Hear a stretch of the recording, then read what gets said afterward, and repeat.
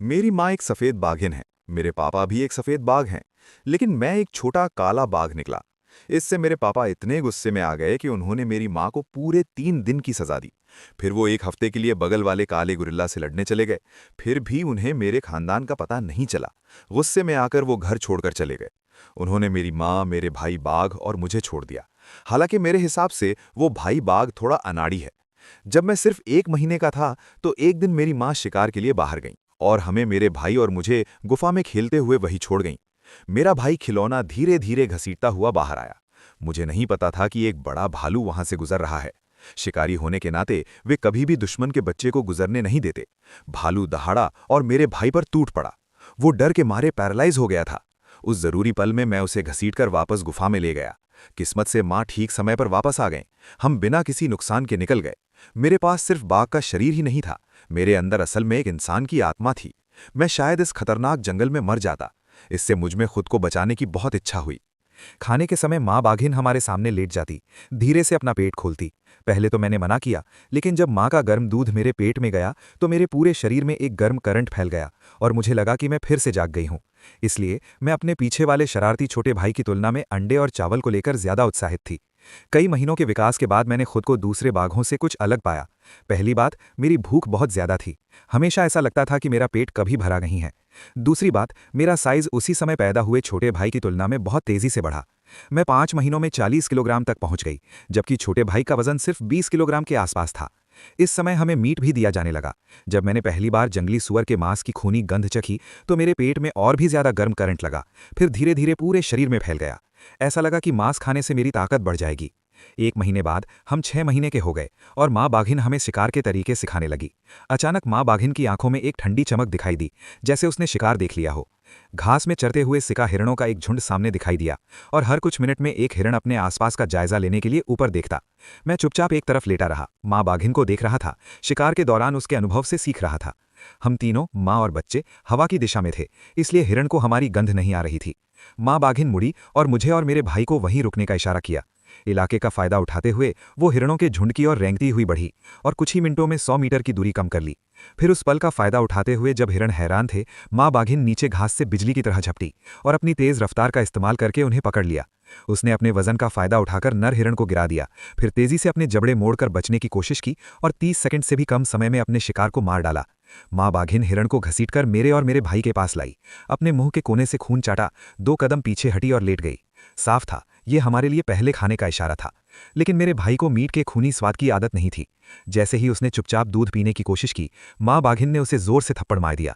मेरे भाई का मुंह गंदगी से भरा था और वो बहुत दुखी लग रहा था। इस बीच मैं पहले से ही अपना खाना खा रहा था। अपना हिस्सा खत्म करने के बाद भी मुझे भूख लगी थी। मैं सावधानी से बचे हुए खाने की तरफ बढ़ा। ये देखकर माँ बाघिन बस धीरे से गुर्राई और अपना सिर घुमा लिया। उसकी बिना कहीं मंजूरी से मैंने हिरण का निचला शरीर खा लिया। उसी समय मेरे पेट से और भी ज्यादा गर्म करंट निकला। मुझे नहीं पता था कि ये गर्म करंट क्या है, लेकिन हर बार जब ये मेरे शरीर से गुजरता था तो मुझे एक कभी ना खत्म होने वाली जकड़न महसूस होती थी।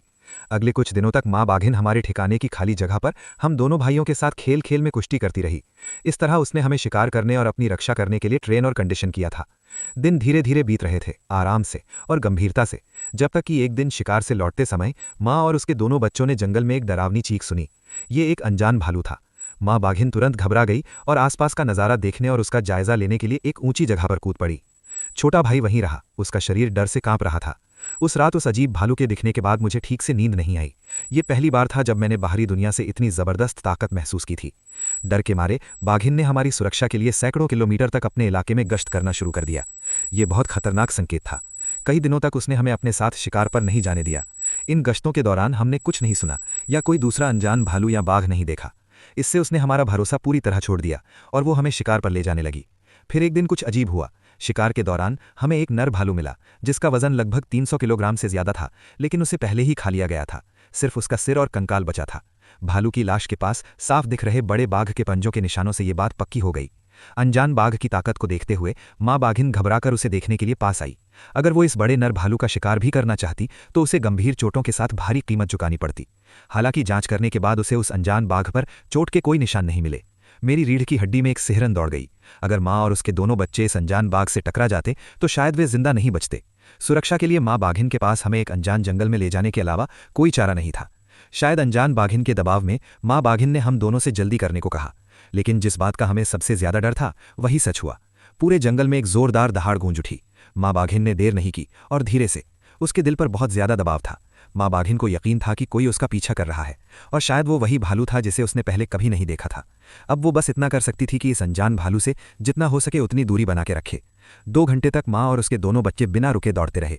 जैसे ही वो घने घास के मैदान से निकलकर एक खुली जगह में दिखे, माँ बाघिन ने सबसे पहले रिएक्ट किया। 2-3 मीटर उछलकर उनका रास्ता रोक दिया और जोरदार दहाड़ लगाई। 200-300 मीटर आगे एक शानदार बहुत बड़ा भालू पहले से ही इंतजार कर रहा था। उसके साइज और फर को देखकर लग रहा था कि वो हाल ही में बड़ा हुआ भालू था, जिसका वजन कम से कम 270 किलोग्राम था। हालांकि माँ बाघिन आम मादा साइबेरियन बाघिन से बहुत बड़ी थी, लेकिन उसके पास इतने बड़े भालू से अपने 2 बच्चों को बचाने का कोई मौका नहीं था। उसे कुछ तो करना ही था। माँ बाघिन ने हिचकिचाते हुए उसने धीमी आवाज में गुर्राहट की ताकि दूसरी बाघिन डरकर भाग जाए, लेकिन माँ बाघिन की चेतावनी के सामने भालू बाघ ने न सिर्फ पीछे हटने का कोई संकेत नहीं दिया, बल्कि थोड़ी नरमी दिखाते हुए माँ बाघिन की तरफ कदम दर कदम बढ़ी। ऐसा लग रहा था कि वो पहले उससे बात करना चाहती थी। इस टकराव में 2 बड़े बाघिन, एक मादा और एक भालू, एक दूसरे के आमने सामने थे। माहौल तनावपूर्ण था। मैं घास में छिप गया, लगातार हालात पर नजर रख रहा था, सोच रहा था कि इस रुकावट को कैसे तोड़ा जाए। लेकिन अगले ही पल भालू बाघ ने माँ बाघिन पर जोर से हमला कर दिया। माँ बाघिन ने बिना डरे सीधे हमले का सामना किया। लड़ाई बस कुछ ही पल चली, फिर भालू बाघ में मौका पाकर उसे पकड़ लिया। इतनी जोरदार टक्कर की वजह से माँ बाघिन का बैलेंस तुरंत बिगड़ गया और वो जमीन पर गिर गई। अगर वो जरा भी हिलती तो भालू बाघ के तेज और लंबे दांत तुरंत उसकी गर्दन तोड़ देते। जैसे ही मैं आखिरी बार भागने के लिए खुद को जमीन से ढकने की तैयारी कर रहा था, पास ही लगी घंटी से अचानक एक जोरदार हंसी की आवाज आई। ये दूसरे भालू बाघ की दहाड़ थी, लेकिन माँ बाघिन, हालांकि इस समय वो आवाज बहुत कीमती लग रही थी। जैसे ही आवाज आई, एक बहुत बड़ी साइबेरियन बाघिन दिखाई दी, जो बहुत शान से दिख रही थी। वो उस भालू बाघिन से ज्यादा ताकतवर, खूंखार और रौबदार थी जिसने माँ बाघिन को हराया था। उसके पूरे शरीर से बेकाबू होकर मारने का इरादा झलक रहा था। ये पिता बाघ था, जो गुस्से से भरा हुआ था। वो उस कातिल को कैसे बर्दाश्त कर सकता था जिसने उसकी पत्नी और बच्चों को नुकसान पहुंचाया था। अगले ही पल उसकी आंखें सिकुड़ गईं, उसकी बड़ी बड़ी मूछें तन गईं और वो बिजली की तरह उस अनजान भालू बाघिन पर झपटा। 2 जानवरों को मौत से लड़ते देखकर मुझे सच में एक बड़े भालू बाघ की डरावनी ताकत का एहसास हुआ। इस आगे पीछे की लड़ाई में दोनों तरफ से अपनी अपनी स्ट्रैटेजी अपनाई गई, लेकिन बाघ पिता ने अपने वजन और अनुभव के दम पर धीरे धीरे बढ़त हासिल कर ली। अचानक उस अनजान भालू बाघिन की एक आंख बाघ पिता ने फोड़ दी। जैसे ही वे फिर से लड़ने वाले थे, उस अनजान भालू बाघ ने अचानक अपना रूप बदला, मेरी और बाघिन माँ की तरफ दौड़ा, मुझे अपने पंजे से मारकर भाग गया। मुझे लगा जैसे मेरा पूरा शरीर फट जाएगा। किसी को उम्मीद नहीं थी कि यह भालू बाघ भाग जाएगा। इसी बीच बाघ पिता भारी कदमों से दौड़ता हुआ आया। उसकी आंखों में बेकाबू नरमी थी। उसे अभी भी कुछ पछतावा हो रहा था। अगर उसने उस घटिया बाघिन को सीधे मार दिया होता तो उसके बच्चों को यह बुरी दुखद घटना नहीं झेलनी पड़ती। लड़ाई में उसे भी काफी चोटें आई थीं, लेकिन अच्छी बात यह थी कि कोई भी गंभीर चोट नहीं थी। वो कुछ दिनों में ठीक हो जाएगा। मुझे नहीं पता कि मुझे बेहोशी से उठने में कितना समय लगा, जब मैं एक गर्म करंट में घिरा हुआ महसूस कर रहा था। मेरी चोटें तेजी से ठीक हो रही थीं। हालांकि मेरी तुलना में बाघिन माँ की हालत ज्यादा गंभीर थी। इतनी गंभीर चोटों का सामना करने वाले जानवरों के लिए ऐसा लगता है कि वे सिर्फ किस्मत के भरोसे ही रह जाते हैं। टाइगर मदर को ऐसा लग रहा था कि वो अपनी जिंदगी के आखिरी पड़ाव पर है। मैंने अपने शरीर के अंदर की रहस्यमयी एनर्जी को जगाने की कोशिश की, उसे टाइगर मदर के साथ शेयर करना चाहता था, लेकिन मैंने पाया कि यह पूरी तरह से मेरे कंट्रोल से बाहर था। आसपास के जंगल को देखते हुए मुझे अचानक एक आइडिया आया। शायद मुझे जंगल में अंदरूनी चोटों के इलाज के लिए कोई दवा मिल जाए। आखिर ज्यादातर दवाइयां जो इंसान इस्तेमाल कर सकते हैं वो जानवर भी इस्तेमाल कर सकते हैं। ये गर्मियों की शुरुआत थी, साल का वो समय जब मौसम और पानी सबसे सही होते हैं। इसलिए इस समय बहुत सारी चीनी दवा वाली जड़ी बूटियां उगती और उगाती हैं। अगर मुझे इन जगहों पर हजारों साल पुरानी जंगली पहाड़ी सब्जियां मिल जाती तो ये बहुत अच्छा होता। मुझे कहना होगा कि जिस जंगल में टाइगर डैड थे वो पेड़ पौधों और जानवरों से काफी भरा पूरा था। जल्द ही हमें 2 छोटी जिनसिंग की जड़ें मिली। जिनसिंग से टाइगर मॉम की चोट का इलाज होने के बाद ये सच में बेहतर हो गई थी। इसलिए टाइगर डैड मुझे और टाइगर ब्रदर को शिकार पर ले जाने लगे। आधे महीने की ट्रेनिंग के बाद न सिर्फ मेरा शरीर ज्यादा मजबूत और तंदुरुस्त हो गया था, बल्कि मेरी स्पीड और सूंघने की शक्ति में भी काफी सुधार हुआ। मैं 30 किलोमीटर के दायरे में सभी खुशबुओं को सूंघ सकता था। आखिरकार मैंने अपनी पहली मार्शल आर्ट ट्रेनिंग शुरू की। अपने पिता के सिखाए अनुभव के बाद मैंने शिकार के लिए सबसे अच्छी जगहें चुनना शुरू किया। गुफा से 10 किलोमीटर दूर मुझे आखिरकार एक थोड़ी ऊंची पहाड़ी मिली। इस जगह से दूर दूर तक नज़ारा दिखता था, जिससे शिकार की हरकतों को देखना आसान था, और ऊंची घनी घास की वजह से मुझे पहचानना मुश्किल था। मैं घास पर लेट गया। नदी के किनारे छोटे जानवरों की लहरें आ जा रही थीं। आखिर में जब एक दर्जन से ज्यादा जंगली सुअरों का झुंड आया तो मैंने मन बना लिया। जंगली सुअर बहुत ताकतवर होते हैं, और जो बड़े सुअर मुझे डरा सकते थे, उनके अलावा छोटे सुअर तेज होने के बावजूद काबू में किए जा सकते थे। इस झुंड में 3 बड़े सुअर थे। मेरा पहला कदम उन्हें फुसलाकर भगाना था। उस पल का फायदा उठाते हुए जब सुअर आराम कर रहे थे और पानी पी रहे थे, मैं घास से बाहर कूद गया। बड़े सुअरों ने सबसे तेजी से रिएक्ट किया, जबकि छोटे सुअर के बच्चे मेरी दहाड़ से चौंक कर अपने माता पिता से अलग होने लगे। मैंने उनके भागने के रास्ते का पहले ही अंदाजा लगा लिया था। घास से बाहर कूदकर मैं तुरंत बिखरे हुए सुअरों पर झपटा। उन्होंने जल्दी से मुड़कर धोखा देने की कोशिश की, लेकिन मुझे पहले से ही उनके भागने का अंदाजा था। जानवरों पर बनी कई डॉक्यूमेंट्री में मैं इतनी आसान चाल से कैसे धोखा खा सकता था। जैसे ही जंगली सुअर मुड़ा, मैंने मौका पकड़ा और मुझ पर झपटने वाले सुअर के बच्चे को काट लिया। मेरे मुंह में खून भर गया। मैंने उस बेबस शिकार को एक तरफ फेंक दिया और दूसरे भागते हुए सुअर के बच्चों का पीछा करता रहा। कई राउंड के बाद मेरा शिकार कामयाब रहा। पीछा करते समय मैं अपनी मसल्स और हड्डियों में बदलाव महसूस कर सकता था। वे बहुत मजबूत हो गई थीं, मेरी स्पीड काफी बढ़ गई थी और मेरा रिएक्शन टाइम दूसरे जानवरों से कई गुना तेज था। ये बदलाव शायद किसी रहस्यमयी अंदरूनी एनर्जी की वजह से हुए थे। अगर मैं लगातार इस एनर्जी का इस्तेमाल कर पाता, इस रहस्यमयी एनर्जी का इस्तेमाल अपने शरीर को मजबूत बनाने के लिए करते हुए, मुझे पता था कि एक बार जब मैं सच में बड़ा हो जाऊंगा तो मेरे पास जो ताकत और स्पीड होगी वो सोच से भी परे होगी। जैसे ही मैं सुअर के बच्चे को वापस ले जा रहा था, अचानक आगे की झाड़ियों से एक अजीब सी खुशबू आई और वे काफी सारी थीं। फिर कई भूरे भेड़िए बाहर निकल आए। अल्फा वुल्फ मुझसे छोटा था, लेकिन वे बहुत सारे थे, जिनमें कुछ छोटे बच्चे भी थे। मुझे हैरानी हुई कि वे अपने पूरे परिवार को टाइगर के इलाके में क्यों ले जाएंगे, लेकिन मुझे डर नहीं लगा। अल्फा वुल्फ ने चेतावनी के तौर पर आसमान की तरफ दहाड़ा। मैं बच्चों पर ध्यान नहीं देना चाहता था, लेकिन आखिर ये टाइगर के पिता का इलाका था। टाइगर की गहरी दहाड़ सामने खड़े ग्रे वुल्फ के झुंड की तरफ गूंजी। अल्फा वुल्फ ने दहाड़ सुनकर अपने आप थोड़ा डर दिखाया, लेकिन ये देखकर कि मैं अभी भी एक छोटा टाइगर का बच्चा था और मेरे मुंह में शिकार देखकर उसने तुरंत अपना डर छोड़ दिया, अपनी स्कर्ट दिखाई और मुझ पर हमला करने के लिए तैयार दिखा। मुझसे ये बर्दाश्त नहीं हुआ। मैंने दोनों शिकार को जमीन पर रखा, उन्हें एक पंजे से दबाया और फिर नफरत से आगे देखा। ग्रे भेड़ियों की गुस्से भरी निगाहों के नीचे मैंने उन्हें खाना शुरू कर दिया। दो पिगलेट कुछ भी नहीं थे, मैं उन्हें कुछ ही बार में पूरा निगल सकता था, लेकिन मैं ग्रे भेड़ियों के सामने ही उन्हें थोड़ा थोड़ा करके फाड़ने वाला था। उकसावा साफ दिख रहा था। अल्फा भेड़िया साफ तौर पर गुस्सैल हो रहा था। अगर मैंने कुछ नहीं दिया तो उसके कमांड में दूसरे भेड़िए कुछ और साजिश रचने लग सकते थे। अल्फा भेड़िए ने ऑर्डर दिया और दूसरे ग्रे भेड़ियों ने कोई हिचकिचाहट नहीं दिखाई। कई मादा भेड़ियों ने अपने बच्चों को दूर छिपने में मदद की, जबकि बाकी झुंड मेरे चारों ओर एक घेरा बनाकर फैल गया। एक जोरदार लड़ाई शुरू होने वाली थी। भेड़ियों में से एक ने अल्फा भेड़िए पर हमला किया। झुंड को साफ तौर पर उम्मीद नहीं थी कि मैं, एक मामूली बच्चा, पहले हमला करूंगा। जब तक वे रिएक्ट करते, मैं पहले ही अल्फा भेड़िए को मार गिरा चुका था। पीछे के भेड़िए मुझे पकड़ रहे थे और मेरे पिछले हिस्से को नोच रहे थे, जिससे मुझे कई चोटें आईं। इस ख्याल ने तुरंत मेरे जानवरों वाले मन को जगा दिया। मैंने एक ग्रे भेड़िए को पकड़ा जिसने मुझ पर हमला किया था और उसकी गर्दन पर जोर से काट लिया। एक झटके में मैंने उसकी गर्दन काट दी। मुझे लगा कि मेरे अंदर बहुत ज्यादा ताकत का एक झोंका आया है, जिससे नुकसान और भी ज्यादा हो गया। भेड़िए डर गए थे। इतना खतरनाक बच्चा पहले कभी नहीं देखा था और भाग गए। मैं गुफा में वापस आया, भेड़िए की लाश जमीन पर फेंकी और अपने माता पिता पर दहाड़ते हुए अपनी तकलीफ बताई। ये सुनकर मेरे पिता उछल पड़े। इस इलाके के मालिक होने के नाते वो बर्दाश्त नहीं कर सकते थे। इलाके और बच्चों पर दूसरे शिकारी हमला कर रहे थे और उन्हें परेशान कर रहे थे। जाते हुए बाघ पिता को देखकर मुझे एक गर्मजोशी और लाड़ प्यार जैसा महसूस हुआ। छोटा बाघ समझ नहीं पा रहा था कि वो इतना खास क्यों है, जबकि वे दोनों बचे थे, और उसे गहरी हार का एहसास हुआ।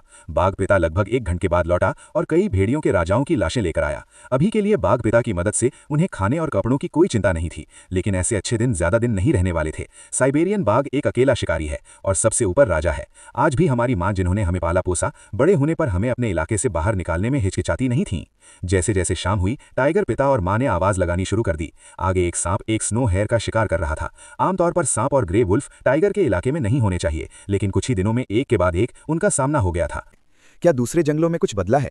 शायद अब मेरे पापा को अपने इलाके में गश्त करने की याद दिलाने का समय आ गया है। गुफा में वापस आकर टाइगर डैड ने मुझे सांप जैसा फर दिखाया जो मैं लाया था, फिर गुस्से से भर गए। उनका पहले वाला सुस्त अंदाज गायब हो गया और उनकी जगह एक रौबदार आभा आ गई। वो बेसब्री से अपने इलाके का सर्वे करने निकल पड़े। मैं एक पल के लिए हिचकिचाया, फिर उनके पीछे चला गया और थोड़ा थका हुआ छोटा टाइगर भाई भी उनके साथ चलने की कोशिश कर रहा था। टाइगर डैड का इलाका बहुत बड़ा था। इसे पूरा सर्वे करने में कम से कम 10 दिन से आधा महीना लग सकता था। टाइगर डैड को जंगल में आराम से टहलते हुए देखकर उनके शांत चेहरे से एक राजा का असली रूप पता चल रहा था। टाइगर डैड ने एक बड़े पेड़ के तने पर पेशाब से अपने इलाके को मार्क किया और साथ ही घुसपैठियों को चेतावनी दी कि ये जगह उनकी है। वो दोपहर तक अपने इलाके के किनारे किनारे चलते रहे और टाइगर डैड भी थकने लगे थे। जैसे ही उन्हें लेटने और आराम करने के लिए एक छायादार जगह मिली, अचानक सामने से एक जोरदार दहाड़ आई। टाइगर डैड ने ध्यान से सामने देखा। ऐसा लगा जैसे उन्हें कुछ महसूस हो रहा हो।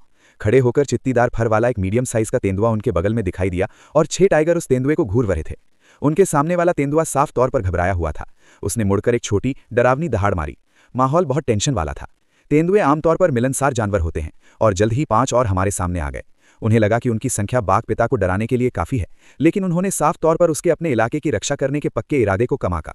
उन्होंने एक बड़ी गलती भी की। कभी भी बच्चों वाले पिता को उकसाने की कोशिश ना करें, भले ही अपने बच्चों के सामने अपनी इमेज बनाए रखने के लिए। बाघ पिता भी पीछे नहीं हटा। दहाड़ते हुए अपने सामने वाले 5 तेंदुओं की ओर झपटा। बाघ पिता ने तुरंत हमला नहीं किया क्योंकि मैं और मेरा भाई उसकी कमजोरी थे, और ऐसा लग रहा था कि तेंदुओं ने भी उसके इरादे जान लिए थे। उनका पहले से थोड़ा कमजोर जोश और बढ़ गया, और मुझे आखिरकार समझ आया कि अकेले पैदा हुए सांड की तरह निडर होने का क्या मतलब है।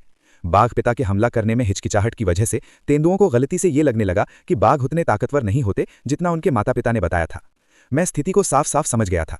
टाइगर पिता आसानी से 5 तेंदुओं को संभाल सकते थे, और उनकी हिचकिचाहट उनके अपने गुस्से के डर से थी। मैंने तुरंत गुस्से में दहाड़ा और अपने छोटे भाई को अपने पास छिपा लिया। इस अचानक बदलाव से हमारे सामने खड़े 5 तेंदुआ चौंक गए। उन्हें उम्मीद नहीं थी कि ये नासमझ बच्चा मेरी इस तरह नकल करेगा। टाइगर पिता मेरा इरादा समझ गए। अगले ही पल वो हवा की तरह 5 तेंदुओं पर झपटे और बिना किसी हिचकिचाहट के सबसे पास वाले को नोच डाला।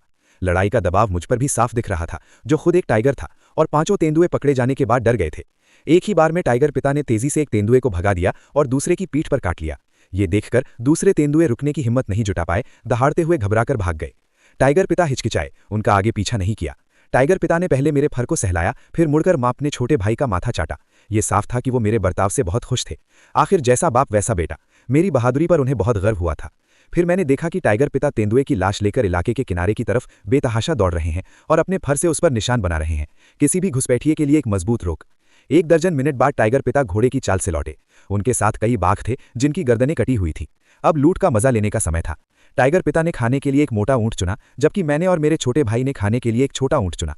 डूबते सूरज की रोशनी में पिता और उनके 2 बेटों की परछाई फैली हुई थी, जो एक ताकतवर और जवान साइबेरियन टाइगर परिवार के आने का इशारा कर रही थी। आज 5 जवान तेंदुओं से हुई मुलाकात ने मुझे जंगल का कुदरती नियम और भी समझा दिया। ताकतवर राज करते हैं और कमजोर ताकतवर का शिकार होते हैं। मैं अब बेफिक्र जिंदगी जी सकता हूं। ये सब टाइगर डैड की सुरक्षा की वजह से है। लेकिन एक दिन मुझे उन्हें छोड़कर अकेले रहना होगा, इसलिए मुझे जल्द से जल्द अपनी ताकत बढ़ानी होगी। एक और रात बीत गई और टाइगर डैड हम भाइयों को इलाके में लगातार गश्त पर ले गए। जिन बॉर्डर लाइनों से हम गुजरे वो ज्यादा खराब नहीं थी, फिर भी मैंने इलाके के किनारे पर कब्जे के लगभग 20 निशान गिने। इस संख्या ने मुझे परेशान कर दिया। जरूर किसी पड़ोसी इलाके में कुछ हुआ था, जिससे उस इलाके में रहने वाले ये जीव कहीं और चले गए थे। आगे टाइगर डैड की मांद की दिशा थी। कई दिनों तक दूर रहने के बाद मुझे घर की याद आ रही थी, जैसे कोई दूर से लौटा हुआ भटकता हुआ। मांद में वापस आकर टाइगर डैड ने रास्ते में शिकार किया हुआ हिरन बाघिन के पास ले गए, फिर सद्भावना के तौर पर जमीन पर कुछ कपड़े बिछा दिए। मैं समझ गया कि टाइगर डैड ने अपने इलाके की सुरक्षा पक्की कर ली है। टाइगर मदर भी हमें हमारे असली घर की तरफ वापस ले जाने वाली थी, लेकिन टाइगर पिता के बिना मेरे भाई और मुझे खिलाने के लिए सिर्फ टाइगर मदर के शिकार पर निर्भर रहना शायद एक प्रॉब्लम होती। यहाँ तक कि सिर्फ खाने के लिए भी एक दिक्कत होती। अब समय आ गया था कि मैं खुद ही अपनी शिकार करने की स्किल्स को बेहतर बनाऊं। पिछली जिंदगी में मछली पकड़ने का शौकीन होने के नाते मैं चारा डालने की अहमियत जानता था।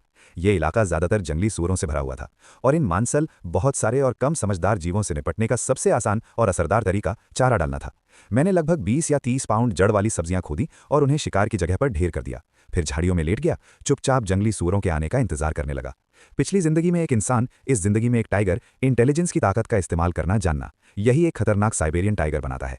जल्द ही जंगली सूअरों का एक झुंड अपने लीडर के साथ सावधानी से चारे के पास पहुंचा। सूअरों ने बिना झिझक के लालच से खाना खा लिया। एक टारगेट पहचानने के बाद मैं तेजी से सूअर की तरफ बढ़ा, और जब मैं काफी पास पहुंच गया तो अचानक मैंने अपना घात लगा रखा था वहां से छलांग लगा दी। बड़े जंगली सूअर को नजरअंदाज करते हुए मैं लगातार 50 या 60 पाउंड वजन वाले सूअर का पीछा करता रहा। मुझे लगा कि मैं उससे आगे नहीं भाग सकता। सूअर में चालें चलनी शुरू कर दी। उसकी पहली चाल ने मुझे चौंका दिया और लगभग मेरा बैलेंस बिगड़ गया। जब तक मैंने संभला और फिर से तेजी पकड़ी, सूअर कुछ दूर भाग चुका था। आमतौर पर साइबेरियन टाइगर की आदतों के हिसाब से ऐसे शिकार को छोड़ देना चाहिए, लेकिन मेरे अंदर एक रहस्यमयी एनर्जी के सहारे मैंने एनर्जी खर्च की परवाह नहीं की और तेजी से मैंने फिर से सूअर का पीछा किया। कई किलोमीटर तक दौड़ा और आखिरकार उसे काबू में कर लिया। जब मैं टाइगर की मांद में लौटा तो टाइगर के माता पिता और बच्चे पहले ही सो चुके थे। अगले दिन टाइगर मां हमें ले गई, जबकि टाइगर पिता हमें छोड़ने नहीं आया और मांद में ही रहा। उसके लिए ये उसकी लंबी टाइगर जिंदगी का बस एक छोटा सा हिस्सा था। लेकिन जैसे ही मैंने टाइगर मदर के इलाके में कदम रखा, कुछ बदल गया। अपनी तरह के गंदे पैरों के निशान बिखरे पड़े थे। एक टाइगरिन और उसके 3 बच्चे। टाइगर मदर जंगल में धीरे धीरे चल रही थी। उसकी सांसों से हल्की जलने वाली खुशबू आ रही थी। वो डरावनी लग रही थी। उसकी नजरें सिर्फ घुसपैठिए पर टिकी थीं। हालांकि दोनों टाइगर मदर थीं और उनके बच्चे थे, लेकिन उसे कोई दया या हमदर्दी नहीं हुई। अपनी मान से 1 दर्जन किलोमीटर दूर उसे फिर से घुसपैठिए के निशान मिले। उसके बाद एक बड़े टाइगर की लाश मिली। टाइगर मदर का दिल गुस्से से जोर से धड़क रहा था। ऐसा लग रहा था जैसे कोई अजनबी अचानक उसके घर में घुस आया हो, तबाही मचा दी हो और पीछे सड़ते हुए कचरे का ढेर छोड़ गया हो।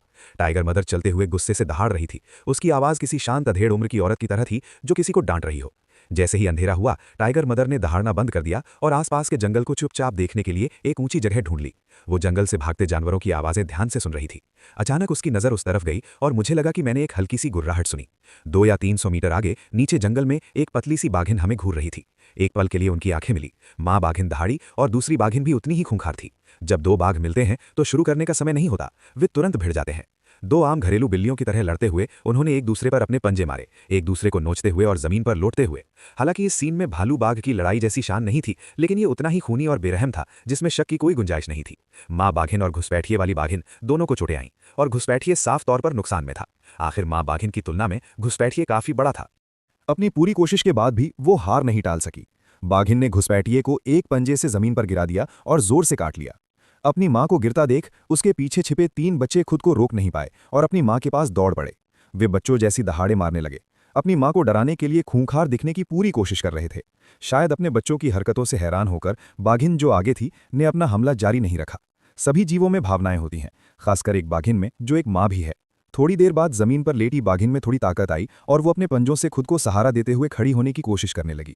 अपने दुश्मन को खड़ा होते देख बाघिन ने मान लिया कि वो अभी भी आखिरी बार लड़ने के लिए तैयार है।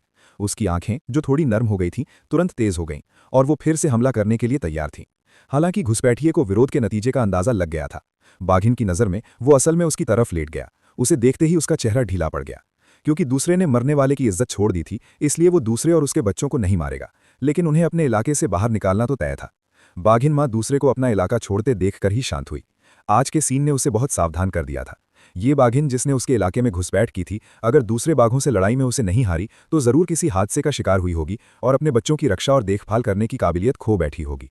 एक अकेली खूंखार नर बाघिन अकेले 3 बच्चों को पाल रही हो, बाघिन मां की दया से भी शायद कुछ दिनों से ज्यादा नहीं टिकेगी। हर दिन इलाके की गश्त पर बाघिन मां के साथ जाने के अलावा मैं उसका इंतजार करता कि वो मेरा पेट भरने के लिए मीट लाए। अगर मैं इस सर्दी में बच गया तो अगले साल मुझे एक सच्चा बाघ माना जा सकता है। हर रात मैं चुपके से एक्सरसाइज करने निकल जाता, अपनी पिछली जिंदगी की रात और सुबह की रूटीन को फॉलो करता। इसके अलावा मैं अपनी मसल्स और एक्सप्लोसिव पावर को मजबूत करने के लिए और पेड़ों पर चढ़ने की कोशिश करता था। रास्ते में हम अक्सर जंगल में कुछ खाते थे और हाँ, मैं अक्सर अपने छोटे भाई को भी अपने वर्कआउट के लिए साथ ले जाता था। तभी एक मजबूत बाघ का आकार धीरे धीरे माँ बाघिन के इलाके के किनारे से आया। वो पिता बाघ था। वो माँ बाघिन से मिलने के लिए अपने इलाके का किनारा पार करके आया था। जैसे ही पिता बाघ ने प्यार से मुझे छुआ, मैं उसकी छाती और पेट पर एक निशान देखकर हैरान रह गया, जो शायद किसी दूसरे नर बाघ का छोड़ा हुआ था। पिता बाघ ने बाद में बताया कि एक पड़ोसी बाघ डिझू को एक दूसरे बड़े नर साइबेरियन बाघ ने मार डाला था, जिसने उसके इलाके पर कब्जा कर लिया था, जिससे इतने सारे जीवों के पहले घबराकर भागने की वजह समझ में आती है। मुझे शक है कि माँ बाघिन के इलाके में घुसने के बाद शायद वहां खाना ढूंढ रही होगी, क्योंकि उसने अपना नर बाघिन और इलाका खो दिया था। पिता बाघ पहले ही नए आए साइबेरियन बाघ से लड़ चुका था और अब जैसे ही उसकी चोटें ठीक हुईं, वो दौड़ कर आया। उसे साफ तौर पर चिंता थी कि नर बाघ मुसीबत मोल लेने आएगा। आखिर माँ बाघिन कितनी भी ताकतवर क्यों ना हो, वो नर साइबेरियन बाघ का मुकाबला नहीं कर सकती थी। पिता बाघ हमें माँ बाघिन के इलाके में गश्त पर ले गया। उसे कई हिदायतें दी, जैसे कि अगर वो दूर हो और नया साइबेरियन बाघ उन्हें दिखे तो तुरंत भाग जाना। माँ बाघिन के इलाके के किनारे पहुंचकर पिता बाघ किनारे पर चला, लेकिन वो खतरनाक दुश्मन कहीं नहीं दिखा। हालांकि एक ढलान पार करने के बाद हमें जल्द ही एक लगभग सड़े हुए साइबेरियन बाघिन के बच्चे की लाश मिली। ऐसा लग रहा था कि ये उन बच्चों में से एक था जो पहले माँ बाघिन के इलाके में घुस आया था। एक ताकतवर साइबेरियन बाघिन के भी कमजोरी और लाचारी के पल आते हैं। एक बच्चे की मौत के बाद मादा साइबेरियन बाघिन और उसके बाकी बच्चे शायद बहुत बड़े खतरे में थे। पिता बाघ ने बदबू सहते हुए बच्चे की लाश से ज्यादा दूर नहीं देखा। अगले ही पल उसके सामने 2 किलोमीटर दूर जंगल में उतनी ही जोरदार आवाज गूंजी। वे एक दूसरे को घूरने लगे और पिता बाघ ने तुरंत चेतावनी भरी हंसी निकाली। नर बाघ के चेहरे पर माथे से नाक तक एक लंबा निशान था। पिता बाघ उसी परिवार से लग रहा था जिसने पहले इस नर बाघ से लड़ाई की थी। न जीत पाया न हारा। सामने वाले टेरिटोरियल बाघ ने अपने परिवार की तरफ देखा, फिर मुड़कर जंगल में गायब हो गया, न इंसान न बाघ वाला रवैया दिखाते हुए। इलाके के किनारे पर पेट्रोलिंग करने के बाद वापस आते समय माहौल थोड़ा भारी था, शायद पड़ोसी टेरिटोरियल बाघ के दबाव के कारण। पिता बाघ सोचने लगा, उस इलाके का असली टेरिटोरियल बाघ एक बूढ़ा साइबेरियन बाघ था जो उससे टकराने की उम्मीद नहीं करता था, एक जवान साइबेरियन बाघ। लेकिन अब जबकि इलाके का नया मालिक था तो माँ बाघ पर दबाव शायद और भी ज्यादा होगा। पिता बाघ को भी इससे बेहतर तरीका नहीं सूझा। आखिर चूंकि बाघ सीधे उनके इलाके में परेशानी खड़ी करने के लिए नहीं आया था, इसलिए हमला करने का कोई कारण नहीं था। हालांकि जैसे ही हम बाघ की मांद के पास पहुंच रहे थे, मुझे दूर घास पर कदमों की आवाज साफ सुनाई दी। मैंने आगे माता पिता बाघ की तरफ देखा। ऐसा लगा कि उन्होंने कुछ नहीं सुना है। मेरे दिमाग में तुरंत एक आइडिया आया। मुझे लगा कि मैं हाल ही में मुझे लगा कि मैं बहुत मजबूत हो गया हूं। मैं जाकर इसे वेरीफाई कर सकता हूं और अपने छोटे टाइगर भाई को भी साथ ला सकता हूं, क्योंकि हम लगभग मांद के पास थे और कोई खतरा नहीं था। बहुत हल्की आवाज का पीछा करते हुए मैं अपने छोटे टाइगर भाई को और पास ले गया। जब हम काफी पास आ गए तो मैंने अपने पैरों से धक्का दिया और उस घास पर झपटा जहां से आवाज आ रही थी। मुझे लगा कि मैंने अपने नीचे एक रोएदार शिकार पकड़ लिया है और वो काफी बड़ा था। नीचे देखने पर मैं अपना शिकार देखकर हैरान रह गया। एक छोटा हड्डियों वाला बाघ का बच्चा, वही जो कुछ दिन पहले अपनी मां के साथ हमारे इलाके में भटक गया था। मुझे नहीं पता था कि वो हमारे इलाके में वापस कैसे आ गया, लेकिन छोटे बाघ ने इस पर ज्यादा ध्यान नहीं दिया। उसके लिए ये बच्चा एक घुसपैठिया था और वो अपनी माँ की नकल करना चाहता था। बच्चे के फल के डंठल को काट रहा था। मैंने उसे तुरंत रोका। मेरे दिमाग में अचानक एक अजीब सा आइडिया आया। मैं छोटे बाघ को तब तक ले गया जब तक हम बच्चे की नज़रों से ओझल नहीं हो गए। कई सौ मीटर पीछे चट्टानों से बनी एक गुफा में एक और सफेद बाघ का बच्चा लेटा था और उसके बगल में उसकी मरी हुई माँ लेटी थी। 2 हफ्ते से भी कम समय में कभी जानवरों के राजा रहे बाघ के बच्चे इस हालत में आ गए थे। आसपास के जंगल को देखते हुए मैंने एक बड़ा फैसला किया। मैं इन 2 घुसपैठिए बच्चों को स्पॉन्सर करूंगा। आखिर भले ही मेरे पास टाइगर का शरीर है, मेरी आत्मा तो आखिर में इंसान ही है। टाइगर मॉम के पकड़े जाने के बाद वे बचेंगे या मारे जाएंगे, ये किस्मत पर निर्भर है। टाइगर ब्रदर मेरी हरकतों से डर गया था। उसे समझ नहीं आ रहा था कि क्या करे, अपने माता पिता को घुसपैठियों के बारे में बताए या नहीं। हालांकि टाइगर स्कूल लौटने के बाद टाइगर ब्रदर ने अपने माता पिता से बात नहीं की। इसके बजाय उसने एक कोना ढूंढा और अकेले में उदास हो गया। उसे समझ नहीं आ रहा था कि उसके बड़े भाई ने घुसपैठियों की मदद क्यों की। टाइगर डैड सुबह होते ही वापस जाने के लिए तैयार हो गए। आखिर उनका अपना इलाका था और उन्हें डर था कि अगर वे ज्यादा देर बाहर रहे तो कुछ हो सकता है। अगले कुछ दिनों में मैंने लगातार प्रैक्टिस की और धीरे धीरे मैं अपने अंदर की रहस्यमयी एनर्जी के साथ मिलकर कुछ बड़े जीवों का अकेले ही सफलतापूर्वक शिकार करने में भी कामयाब हो गया। इसके अलावा मैं अक्सर कुछ जंगली पहाड़ी सब्जियां खाता था और मेरा शरीर मजबूत होने लगा। मुझे लगा कि शिकार और जिंदा रहने के मामले में मुझे अभी भी बहुत कुछ सीखना है। मेरे पास इंसानों जैसी समझ और सोचने का तरीका है, साथ ही साइबेरियन टाइगर जैसा सुपर शरीर भी है। अगर मैं दोनों को मिला दूं तो इंसानी समझ, ताकत और खूंखारपन वाला एक साइबेरियन टाइगर इस पहाड़ी जंगल की चोटी पर खड़ा हो सकता है। इस दौरान जब भी मुझे मौका मिलता, मैं चुपके से उन 2 घुसपैठिए बच्चों को खाना खिला देता था, जिसमें से कुछ उसने खुद पकड़ा था। लेकिन मुझे जो बात परेशान करती थी वो ये थी कि शिकार करने का हुनर माँ से बेटे को मिलता है और इन दोनों बच्चों को आखिरकार शिकार करने का हुनर सीखना ही होगा। इसलिए ऐसा लगा कि ये काम भी मुझे ही करना होगा। हाल ही में शिकार की ट्रेनिंग और 2 अनाथ बच्चों को खाना खिलाना मेरी रोज की जिंदगी में शामिल हो गया। कुछ समय की ट्रेनिंग और शिकार का अनुभव जमा करने के बाद मेरे स्वभाव में एक बड़ा बदलाव आया और मेरा शरीर अब लगभग माँ टाइगर जितना बड़ा हो गया था। ठीक इसी वजह से मुझे अपने साथ हो रहे गलत बर्ताव ज्यादा साफ दिखने लगा। न सिर्फ माँ टाइगर मेरे लिए हर बार कम खाना लाती थी, बल्कि शिकार करते समय मुझे कभी कभी डांट भी पड़ती थी। कभी कभी तो मैं चेतावनी के तौर पर 2 जोरदार दहाड़ भी निकालता था। मैं समझ गया कि टाइगर की माँ मेरे साथ एक बड़े बच्चे जैसा बर्ताव करने लगी थी। आखिर जैसे जैसे टाइगर बड़ा होता है, उसकी इलाके पर कब्जा करने की आदत धीरे धीरे मजबूत होती जाती है और उसकी भूख में अचानक बढ़ोतरी ने टाइगर की माँ को खतरा महसूस करवाया था। हालांकि मैं अपनी माँ को छोड़कर अकेले रहने के लिए अभी बड़ा नहीं हूँ, लेकिन मुझ में पहले से ही इलाके और चीज़ों के लिए उनसे मुकाबला करने की आदत है। इसलिए मेरी माँ का मेरे प्रति रवैया और खराब होता जा रहा है। शायद इस सर्दी के बाद वो मुझे बेरहमी से भगा देगी। ये कुदरती नियम है जिसे साइबेरियन टाइगर लाखों सालों से अपने जिंदा रहने के लिए बनाए हुए हैं। अगर मैं अपने पिता के इलाके में शिकार करने भी जाता हूं तो मुझे पहले उनकी मंजूरी और रिहाई चाहिए, नहीं तो मैं एक घुसपैठिया हूं और अगर मैं अपना बेटा भी हूं तो भी मेरे पिता मुझ पर कभी रहम नहीं करेंगे। मेरे पिता से हमसे मिलने का समय तेजी से आ रहा है और मैं इस बार इस बारे में उनसे बात करने का प्लान कर रहा हूं। आखिर मेरी माँ के इलाके में बहुत कम छोटे शिकार बचे हैं, इसलिए जब भी मैं अकेले शिकार करने जाता हूं तो हमेशा टाइगर की मान से 30 किलोमीटर दूर जाता हूं। अचानक खतरा आ गया। जैसे ही मैं एक मूस की लाश को घसीटते हुए वापस आ रहा था, रास्ते में बिखरे खून की महक हवा में फैल गई। एक बड़ा काला भालू जिसकी महक से खिंचा चला आया मेरे पीछे भागा और इत्तेफाक से ये वही था जिसे मेरे पापा ने पीटा था। ये ऐसी चीज नहीं है जिससे मैं अभी पंगा ले सकता, लेकिन जिस खाने को मैंने घंटों तक ढूंढा था उसे देखकर मैं सच में उसे इतनी आसानी से नहीं छोड़ सकता था। जैसे ही काला भालू पास आया, मैंने जल्दी से अपना शिकार छोड़ दिया और जिस तरफ से भालू आ रहा था उस तरफ दहाड़ा। शायद वो मेरी बाघ जैसी दहाड़ से डर गया था और मेरे साइज के साथ जो एक बड़े बाघ के करीब है, काला भालू सच में वहीं रुक गया। लेकिन मैंने एक बहुत बड़ी गलती की। मैंने बिना किसी हिचकिचाहट के काले भालू को अपने पीछे आने दिया। उसे डराने की कोशिश करते हुए मैं अपने शिकार को मुंह में दबाए चलता रहा। इससे भालू की जिज्ञासा बढ़ गई। आखिर साइबेरियन टाइगर काले भालू से बहुत कम डरते हैं, खासकर जब वे अपने इलाके में शिकार करते हैं। ये देखकर भालू ने अंदाजा लगाया कि उसके सामने वाला साइबेरियन टाइगर थोड़ा डरा हुआ था, शायद एक जवान आदमी। इतने बड़े शिकार का सामना करते हुए भालू आखिरकार उसके पास आ गया। मैंने पीछे मुड़कर देखा और ठिठक गया। किसी वजह से भालू, जो कुछ देर पहले डरा हुआ था, खड़ा हो गया और मुझ पर चिल्लाया, एक साफ उकसावा। मैंने अपने शिकार को छोड़ दिया और बिना किसी हिचकिचाहट के वापस दहाड़ा, एक ऐसा इशारा जिसने प्लाजा के भविष्य को खतरे में डाल दिया। लेकिन इससे भालू का शक और पक्का हो गया कि मैं एक जवान, कम अनुभवी साइबेरियन टाइगर हूं। उसके लिए ये एक सुनहरा मौका था और मैं निडर था। जैसे ही मैंने काले भालू पर झपट्टा मारा, मेरी मांसपेशियों ने तुरंत जबरदस्त ताकत दिखाई। हालांकि मैं उसका पेट काटने में कामयाब रहा, लेकिन मैंने उसके पंजे से भी वार किया। मुझे चोट नहीं लगी, लेकिन दर्द ने भालू की नसों को और उत्तेजित कर दिया, जिससे उसकी लड़ने की आदत खुल गई। मैं लगातार बचता रहा, अपने फायदों का इस्तेमाल करके जितना हो सके उतना नुकसान पहुंचाने की कोशिश करता रहा। लेकिन इस काले जीव का डिफेंस बहुत ज्यादा था। अपनी चोटों को नजरअंदाज करते हुए मैंने भालू पर वार करना शुरू कर दिया। मेरे अंदर की रहस्यमयी एनर्जी मेरे अंदर उमड़ रही थी, हर हमले के साथ और मजबूत होती जा रही थी। भालू थोड़ा परेशान होकर थोड़ी देर के लिए अलग होने पर मुझे अपने पैर से मारने में भी कामयाब रहा। पहली बार मैं सिर्फ अपनी ताकत से जीता, और वो भी एक बड़े काले भालू के खिलाफ। ये कामयाबी नॉर्थ ईस्ट चीन के मेरी उम्र के किसी भी दूसरे भालू को सभी के लिए जलन का कारण बनाने के लिए काफी थी। मुझे अपने शिकार को एक समतल जगह पर खींचने में 2 घंटे से ज्यादा लगे। खाना फिर से भरने के बाद मुझे लगा कि मेरी एनर्जी का लेवल काफी बढ़ गया है। बचा हुआ खाना लेकर मैं 2 अकेले बाघ के बच्चों की तरफ बढ़ा।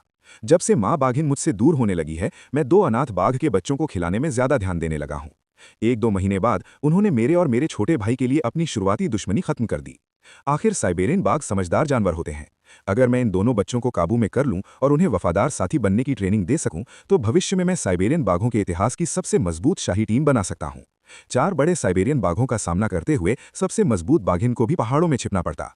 अपना खाना घसीटते हुए मैं उस गुफा में पहुंचा जहां दोनों बच्चे छुपे हुए थे। इस बार मैंने खाना नीचे रख दिया, लेकिन तुरंत नहीं गया। मैंने बच्चों को परखने का प्लान बनाया था। अगर वे दुश्मनी करते रहे तो शायद मैं उन्हें नहीं रखूंगा। मैंने जानबूझकर अपनी चोटों का फायदा उठाकर बस इसी पल के लिए मजाक किया। अगर दोनों बच्चे हमला भी करते तो मैं उनसे आसानी से निपट सकता था।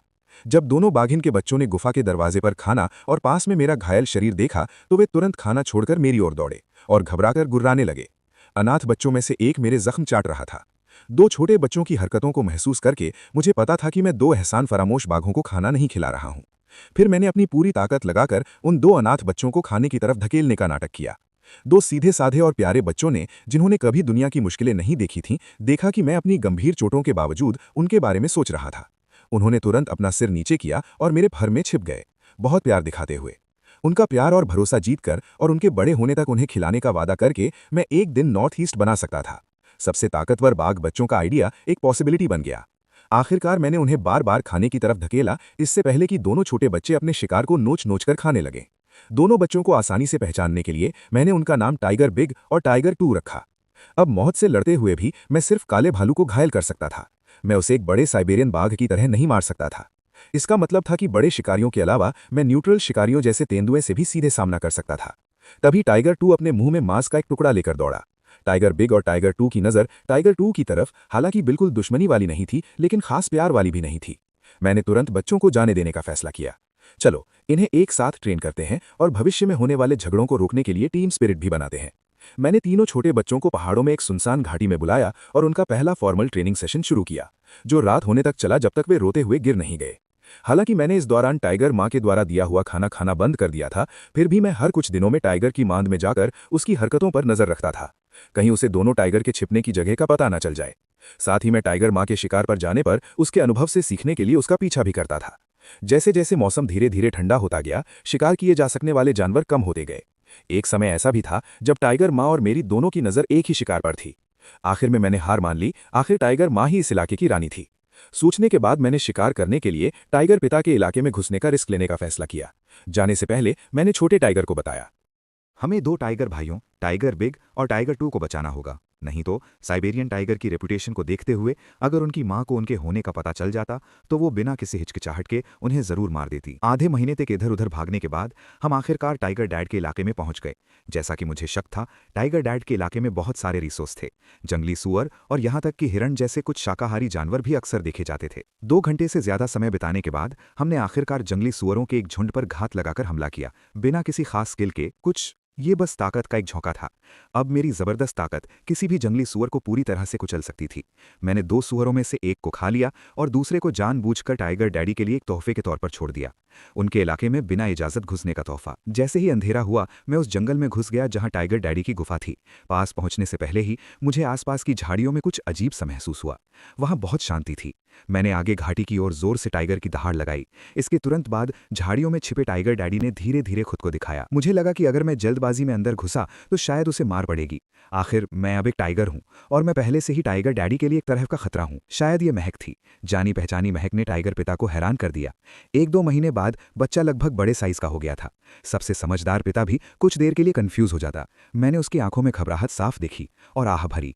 मैंने धीरे से अपना सिर नीचे किया और पीछे हट गया। अपने साथ लाए जंगली सुअर को दे दिया, ये दिखाते हुए कि मेरा कोई और इरादा नहीं था। टाइगर पिता आगे बढ़ा, मेरे शिकार को दिखाते हुए। उसकी आंखें शिकार और मेरे बीच इधर उधर घूम रही थी। मैंने सब्र से इंतजार किया, जल्दी नहीं थी। आखिर ये कोई अजीब बात नहीं थी कि बेटा पिता हो और साइबेरियन टाइगर्स के बीच राजा बनकर इलाके पर दावा करे। लगभग 1 घंटे तक चले टकराव के बाद टाइगर पिता ने आखिरकार अपना फैसला कर लिया। वो कुछ कदम आगे बढ़ा, मेरे फर को सहलाया, धीमी आवाज में गुर्राया और फिर मुड़कर मेरे साथ लाए जंगली सुअर को लेकर चला गया। हालांकि अब उनका मेरे प्रति पहले जैसा प्यार भरा रवैया नहीं रहा, फिर भी उन्होंने मुझे कुछ समय के लिए अपने इलाके में रहने दिया। उनका रिएक्शन उम्मीद के मुताबिक और अनएक्सपेक्टेड दोनों था। मैंने सोचा था कि मुझे बेरहमी से भगा दिया जाएगा या सजा दी जाएगी, लेकिन उन्होंने मुझे कुछ छूट दी और उनका बर्ताव इतना सीधा नहीं था। शायद इस समझौते में मेरे लिए पिता के प्यार का उनका आखिरी काम था, लेकिन मुझे पता था कि मजबूत बनना निश्चित रूप से सही काम है और भले ही इसका मतलब अपने माता पिता से अलग होना हो, मुझे इसका कभी अफसोस नहीं होगा। मैं अपने पिता के इलाके से लड़खड़ाते हुए गुजरा।